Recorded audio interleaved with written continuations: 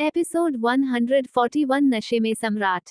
रात 12 बजे हवेली में सम्राट एक नौकर के सामने खड़ा होकर उसे डांट रहा था और वो नौकर अपना सर झुकाकर उसके सामने खड़ा था। सम्राट अपनी नशे में लड़खड़ाती आवाज में बोला, तुम बदतमीज नौकर, तुम्हें इतना भी नहीं पता जब मालिक घर आता है तो उसके लिए पहले से दरवाजा खुला रखना चाहिए। मैं तुम्हें नौकरी से निकाल दूंगा। ये सुनकर नौकर घबरा गया। वो बोला, आई एम सॉरी सर, आइंदा से ऐसा नहीं होगा। सम्राट उसकी बात अनसुना कर उसे कुछ बोलने वाला था कि करण जो उसे संभाल रहा था उसने नौकर को वहां से जाने का इशारा किया। करण सम्राट को क्लब से घर ले आया था। करण सम्राट को संभालते हुए हवेली के अंदर आ गया। हवेली की लाइट्स बंद थी, बस कुछ लैंप ही जल रहे थे। दोनों हल्की रोशनी में आगे बढ़ने लगे। सम्राट लड़खड़ाए आवाज में बोला, तुमने उसे जाने क्यों दिया? मैं उसे अच्छा सबक सिखाने वाला था। करण अपनी आंखें गोल घुमाते हुए बोला, उसे बाद में सबक सिखाना, अभी कमरे में चलो। अगर अंकल ने तुम्हारी बातें सुनी तो वो हम दोनों को घर से बाहर फेंक देंगे।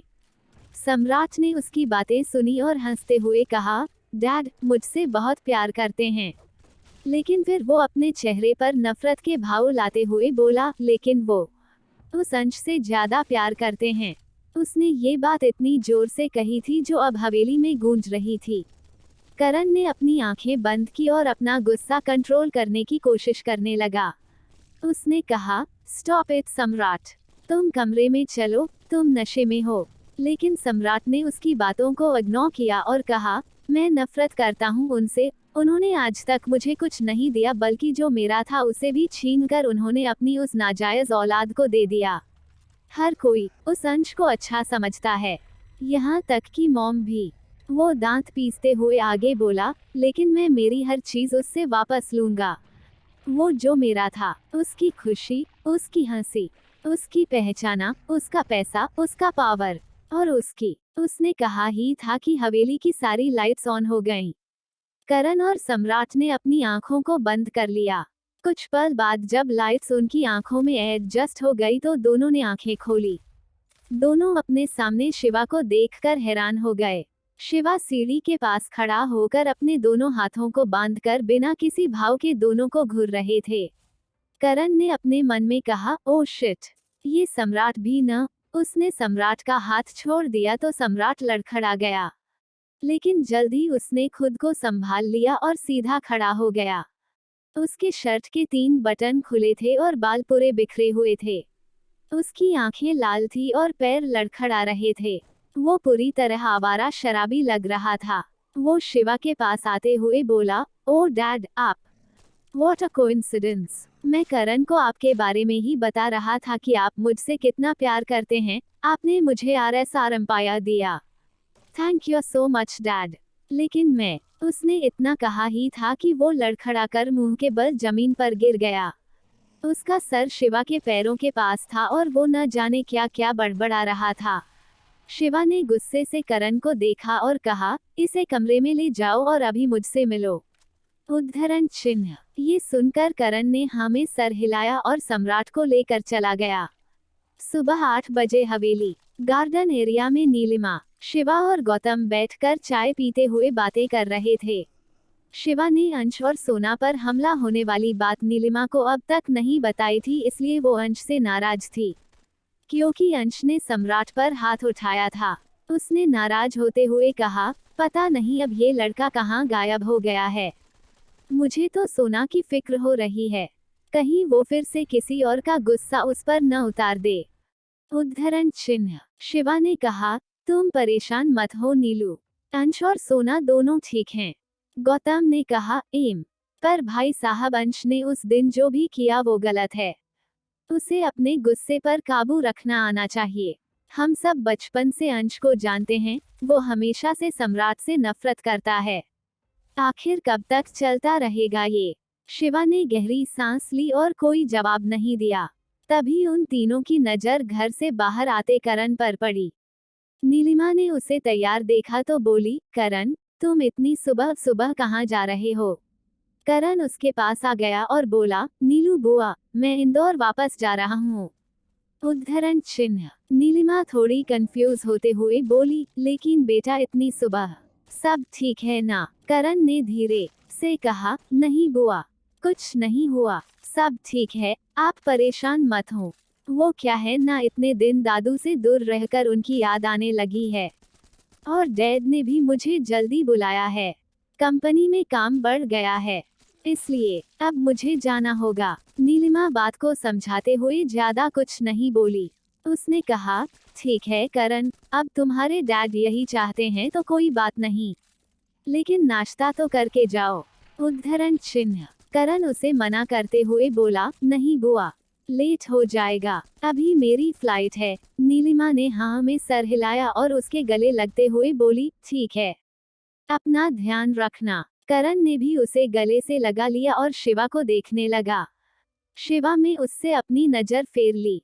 करण किस तरह कहता कि शिवा ने उसे यहाँ से जाने के लिए कहा है।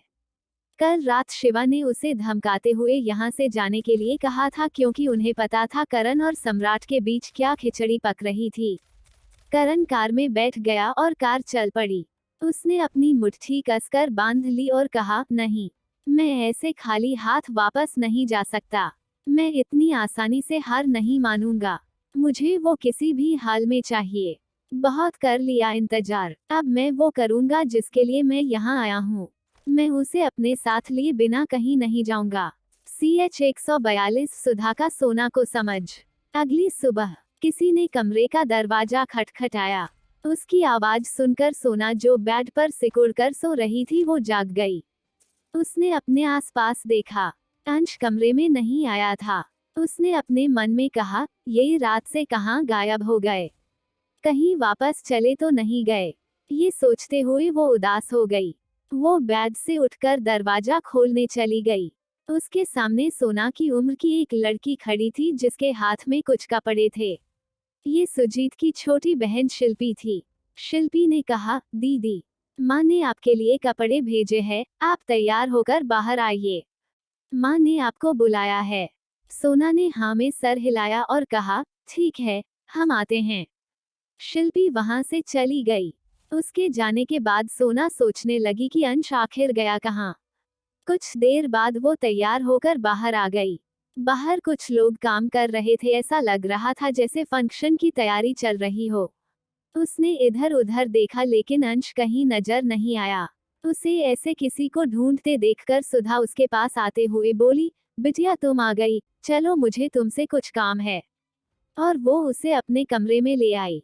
उसने उसे बेड पर बैठाया और पुरानी सी लकड़ी की अलमारी से कुछ कपड़े निकालने लगी। उसने कहा, आज मेरी पोती की नामकरण विधि है।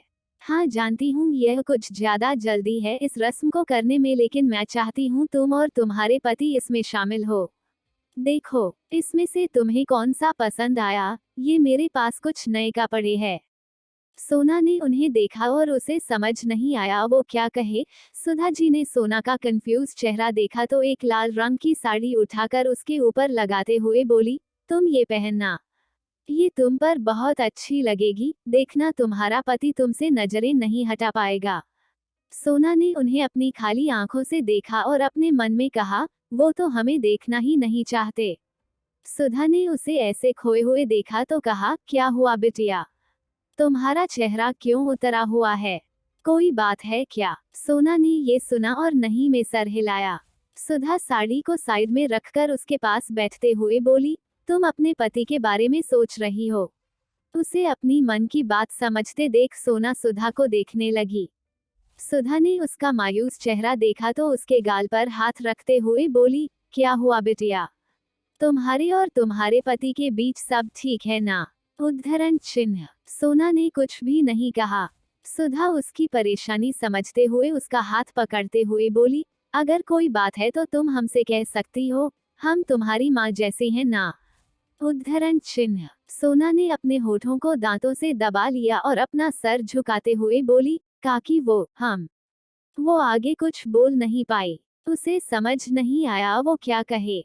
सुधा उसके गाल पर हाथ रखते हुए बोली, बिटिया मुझे तो पहले दिन से ही समझ आ गया था कि तुम दोनों के बीच कोई परेशानी चल रही है।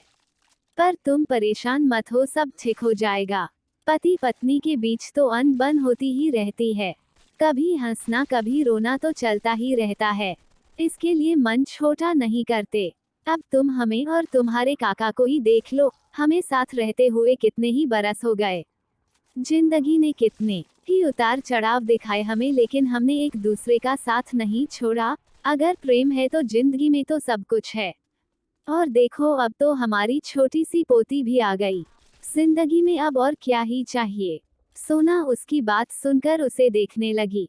सुधा ने उसका ध्यान भटकाने के लिए कहा, अच्छा ये सब छोड़ो, हम कुछ करते हैं, हम बात करेंगे तुम्हारे पति से। उसे समझाएंगे कि वो हमारी बिटिया से अच्छे से बर्ताव करे, नहीं तो हम उसे यहाँ से जाने नहीं देंगे। सोना ने ये सुना और मुस्कुराई। कुछ देर बातें करने के बाद सोना का मन हल्का हो गया। वो सुधा के साथ बातें करते हुए बाहर आ गई। तभी सरपंच जी उसके पास आते हुए बोले, अरे भाग्यवान, तुमने वो चूड़ा मंदिर से मंगवाया या नहीं? सुधा अपने सर पर मारते हुए बोली, हे भगवान, मैं तो उसे भूल ही गई थी। अभी किसी को लेने के लिए भेजती हूँ। और वो इधर उधर देखने लगी। तभी उसे गेट से अंश आता हुआ नजर आया। उसने सोना को देखा जो उसे ही देख रही थी और उसे देखकर उसकी आंखें चमक रही थी। उसने सोना का हाथ पकड़ा और कहा, बिटिया तुम चली जाओगी उसे लेने? देखो ना सब यहाँ पर कामों में व्यस्त हैं। सोना ने कहा, लेकिन हम अकेले।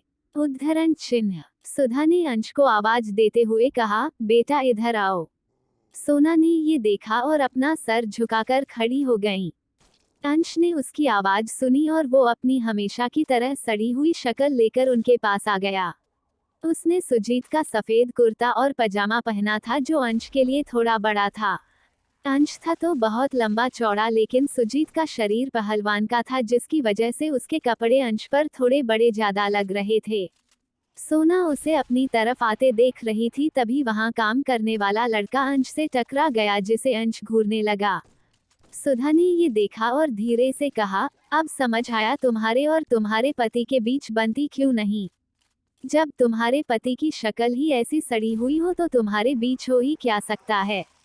उद्धरण चिन्ह। सोना ये सुनकर हैरानी से उसे देखने लगी। वो उसके सामने उसके पति को इस तरह बुरा भला कैसे कह सकती थी।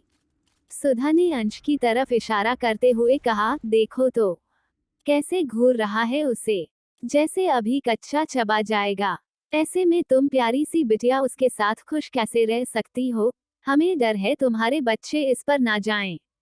नहीं तो गजब। वो कह ही रही थी कि सरपंच जी ने उसे चुप कराते हुए कहा, अरे भाग्यवान तुम भी ना, क्यों इस बेचारी को परेशान कर रही हो। सुधा अपने सर पर रखे पल्लू को संभालते हुए मुंह बनाने लगी। तब तक अंश वहां आ गया था। अंश उसके पास आया और कुछ कहने को था कि सुधा ने कहा, बेटा तुम अगर ठीक हो तो बिटिया के साथ मंदिर चले जाओ। उद्धरण चिन्ह। और उसने अंश को बताया क्यों जाना है। पहले तो अंश उसे घूरने लगा, फिर उसने सोना को देखा जो उसे अपनी आंखों के कोनों से देख रही थी। उसने कहा, ठीक है। सोना ने ये सुना और वो हैरान हो गई। उसे हैरानी इस बात की थी कि अंश इतनी आसानी से उनकी बात कैसे मान गया। वो अंश रायजादा है। वो लोगों को ऑर्डर देता है, लोग उसे नहीं। तभी एक लड़का बाइक लेकर घर के सामने आकर रुका। सुधा उस तरफ इशारा करते हुए बोली, तुम दोनों वो फटफटिया लेकर जाओ। हमारे घर एक बड़ी गाड़ी तो है, लेकिन उसे सुजीत लेकर शहर गया है। अंश ने बाइक को देखा तो उसके होठ किनारे से उठ गए। उसे इसी की तो जरूरत थी। वो यहाँ से जाना चाहता था। उसने जो प्लान बनाया था उसे एग्जीक्यूट करने के लिए उसका दिल्ली वापस जाना जरूरी था। वो उसके पास आया और उसे देखने लगा। उसने उस पर ऐसे हाथ फेरा जैसे उसे कोई खजाना मिल गया हो। एक अरसा बीत गया था उसे बाइक राइडिंग किए। वो बहुत स्टाइल से उस पर बैठ गया। सुधा ने सोना को अंश को ऐसे बुत बनकर देखते हुए पाया तो उसे हिलाते हुए बोली, जाओ, नहीं तो वो चला जाएगा। सोना होश में आए और हाँ में सर हिलाते हुए अंश के पास गई। उसने अंश को देखा जो उसके बैठने का इंतजार कर रहा था। सोना ने धीरे से अपना एक हाथ अंश के कंधे पर रखा और दूसरे से अपनी साड़ी को पकड़ते हुए बैठ गई। उसके बैठने के साथ ही अंश ने बाइक का मिरर सेट किया और उसे किक मारकर स्टार्ट कर दिया। वे दोनों मंदिर के लिए निकल गए। उनके जाने के बाद सुधा ने सरपंच जी से कहा, कितने नासमझ हैं दोनों। सरपंच जी ने हाँ में सर हिलाया। सुधा ने कहा, ये जी, आपको नहीं लगता हमें इनके लिए कुछ करना चाहिए? ये कहने के बाद वो शरारती अंदाज से अपने पति को देखने लगी। उसकी बात समझते हुए सरपंच जी ने कहा, हाँ, अब उन्होंने हमारे लिए इतना कुछ किया है तो हमें भी इन्हें कुछ देना चाहिए। CH 143 शिवा की वार्निंग। हवेली में सम्राट सोकर उठा। ज्यादा पीने की वजह से उसके सर में दर्द होने लगा। वो गुर्राते हुए अपना सर पकड़कर बैठ गया।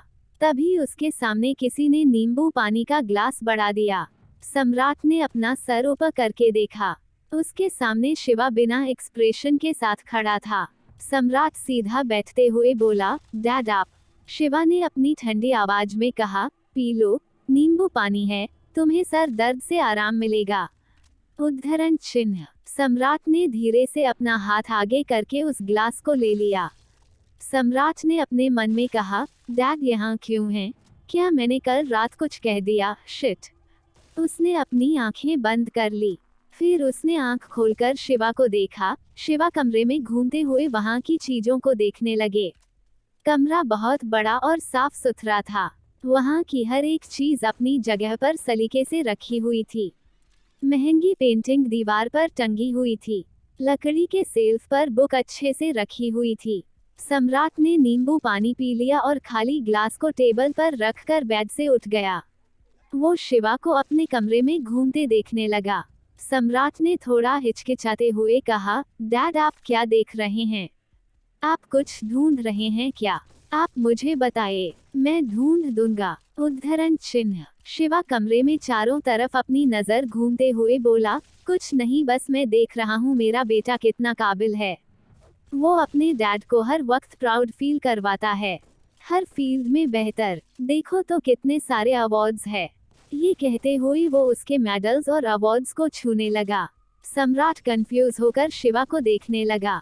फिर भी उसने कहा, थैंक्स डैड, मैं आपको कभी निराश नहीं करूंगा। शिवा उसकी बात सुनकर मुस्कुराए और टेबल के पास आते हुए पेपर वेट को अपने हाथ में लेकर इधर उधर देखने लगा। कुछ पल बाद वो सम्राट के सामने आकर खड़ा हो था। उसने कहा, हाँ, ये तो मैं जानता हूँ कि तुम कभी मुझे निराश नहीं करोगे, लेकिन बात ये है कि तुम मुझे किस तरह प्राउड फील करवाओगे। ये कहते हुए वो सम्राट की आंखों में घूरने लगे। सम्राट को अब पक्का यकीन हो गया था कि कुछ तो गड़बड़ है। शिवा पेपर वेट को अपने हाथ में घुमाते हुए बोला, मैं देख रहा हूँ तुम अपने रास्ते से भटक रहे हो। आजकल जैसे तुम्हारे कारनामे हैं, उससे मुझे प्राउड फील करवा जा तो दूर की बात, तुम मुझे शर्मिंदा कर रहे हो। ये कहने के बाद उसने पेपर वेट को जोर से जमीन पर पटका। सम्राट ने पैरों में स्लीपर नहीं पहना था, जिसके वजह से पेपर वेट सम्राट के पैर में गिरने से उसे काफी दर्द महसूस हुआ, जो कि उसके चेहरे पर साफ झलक रहा था, लेकिन उसने जल्द ही उसे छुपा लिया। उसने कस के अपनी मुट्ठी बांध ली और दर्द को सहन करने के लिए अपने अपने दांत कस लिया। शिवा ने गुस्से से कहा, तुम अपने पागलपन और जिद के चलते क्या बनते जा रहे हो? कभी देखा है खुद को? मैं ये तो जानता था तुम अंश ने नफरत करते हो, लेकिन ये नहीं जानता था तुमने हमारे लिए भी अपने दिल में बैर पाल रखा है। मुझे तुमसे ऐसी उम्मीद नहीं थी सम्राट। तुम अपनी हरकतों से मुझे शर्मिंदा कर रहे हो। सोचो, अगर ये बात तुम्हारी मॉम को पता चला तो वो कैसे रिएक्ट करेगी। ये बात लगभग उन्होंने सम्राट के मुंह पर चिल्लाते हुए कहा था और साथ ही शिवा के एक्सप्रेशन बहुत खतरनाक हो गए थे। शिवा ने आगे कहा, अगर तुम्हें अंश की पावर और पोजीशन की भूख है तो पहले उसके काबिल बनो। मैंने और भाई साहब ने दिया था तुम्हें मौका, लेकिन तुम उस वक्त कमजोर पड़ गए थे। अंश और सोना मंदिर की तरफ जा रहे थे, जो कि दूसरे गांव के पास था। सोना चुपचाप अंश के पीछे बैठी इधर उधर देख रही थी। गांव का वातावरण बहुत शांत था।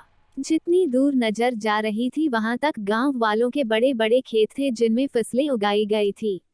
सोना वहां की शुद्ध हवा को अपने चेहरे पर महसूस कर पा रही थी, जिसकी वजह से उसके चेहरे पर हल्का सा सुकून था। अंश मिरर में सोना के चेहरे पर आ रहे भाव को उसे बिना पता चले देख रहा था। कुछ देर उसे देखते रहने के बाद उसे याद आया सोना ने उसके साथ क्या किया है, तो उसने उससे अपनी नजरें फेर ली और एक्सप्रेशनलेस चेहरे के साथ सीधा देखने लगा। इधर सोना अंश से कुछ दूरी बनाकर बैठी थी। उसे अंश की चुप्पी खल रही थी और उसे समझ नहीं आ रहा था वो बात कहाँ से शुरू करे, इसलिए वो कभी अपने हाथों को आपस में मसलती तो कभी अंश के कंधे की तरफ हाथ बढ़ाकर रुक जाती, तो कभी अपने बालों को कान के पीछे करती, तो कभी अपने होठों को दांतों से दबा लेती। अंश की नजरें न चाहते हुए भी सोना को देखना चाह रही थी। तभी अंश ने झटके से ब्रेक लगाया क्योंकि सामने एक कुत्ता आ गया था। किसी को कुछ हुआ तो नहीं, लेकिन गिरने के डर से सोना ने अंश की कमर को कसकर पकड़ लिया था। अंश ने सोना के हाथ को देखा जो उसकी कमर पर लिपटा हुआ था। उसने मिरर में उसके चेहरे को देखा जिस पर घबराहट थी। अंश ने अपना गला साफ किया तो सोना उससे दूर हो गई। सोना ने कहा, ओह आई एम सॉरी। अंश ने कुछ नहीं कहा और बाइक स्टार्ट करके आगे बढ़ गया। सोना फिर से अंश से दूर होकर बैठ गई। अंश ने सोना को कहीं खोए हुए देखा तो उसने अपनी ठंडी आवाज में कहा, तुम्हारे चक्कर में क्या क्या करना पड़ रहा है? क्या जरूरत थी हाँ कहने की? एक तो तुम्हारी वजह से मैं इस जंगल में फंस गया हूँ और ऊपर से ये लोग। अंश की बात सुनकर सोना हैरानी से उसे देखने लगी। उसने कहा, हम कैसे मना कर सकते थे? वो तो आप ही पहले। उसने कहा ही था कि अंश ने कहा, तुम अपना मुंह बंद रखो। जब बोलना रहता है तब कुछ कहती नहीं और अब चुप रहना है तो तुम्हारा मुंह खुल रहा है। उसने सोना को सुनाने के लिए कहा, अगर तुम मेरे साथ आने के लिए मना कर देती तो मैं अकेला ही आ जाता। कम से कम मुझे तुम्हारी शक्ल देखनी नहीं पड़ती। पता नहीं कहाँ फंस गया हूँ। ये कहने के बाद उसने अपनी आंखों के कोने से सोना को मिरर में देखा जिसकी शक्ल अब रोने जैसी हो गई थी। सोना ने भरे गले के साथ कहा, आप हमें यहीं छोड़ दें।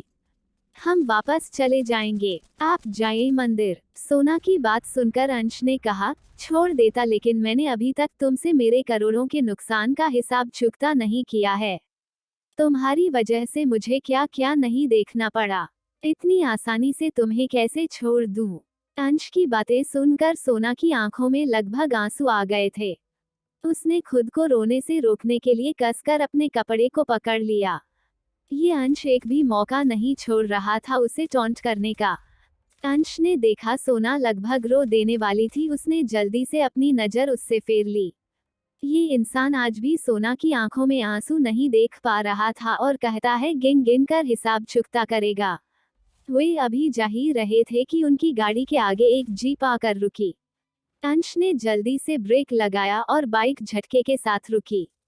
सोना जो अपनी आंखें बंद करके बैठी थी, अंश के एक बार फिर से ब्रेक मारने से वो अंश से टकरा गई और उसने कसकर उसके कुर्ते को पकड़ लिया। उसने देखा उसके सामने एक जीप खड़ी है। उस जीप में 7 से 8 लोग अपने हाथ में हॉकी स्टिक और डंडे लेकर बैठे थे और अंश को ही घूर रहे थे। सोना ने अंश को देखा जो अपने सामने खड़े लोगों को ठंडे एक्सप्रेशन के साथ देख रहा था। वो उन लोगों को घूरते हुए अपनी भारी आवाज में बोला, कौन हो तुम लोग? हमारा रास्ता क्यों रोका है? अंश की बात सुनकर सभी लड़कों ने एक दूसरे को देखा और जीप से नीचे उतर गए। वे अंश के आगे आकर खड़े हो गए। उनमें से एक ने कहा, तो तू है उस पहलवान ठाकुर का छोरा? प्रश्नवाचक चिन्ह। अंश ने ये सुना और वो उन्हें अपनी आंखें छोटी करके देखने लगा।